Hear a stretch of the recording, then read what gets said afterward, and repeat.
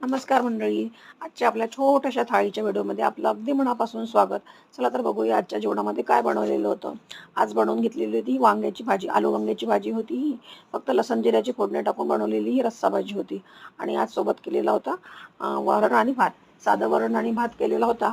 आणि आजचा मेनू रस आणि पुरणपोळीचा होता. तर रसही वाढून घेतलेला होता आणि त्यासोबतच केलेल्या होत्या बघा साध्या चपात्या करून घेतलेल्या होत्या. भातही वाढून घेतला आणि चपात्या साध्या केलेल्या असतील, तेलाच्या चपात्या नाही केलेल्या. तर वाढून घेतलेल्या बघा, या 2 चपात्या मी ते वाढून घेते आणि त्यासोबतच ह्या पुरणपोळी.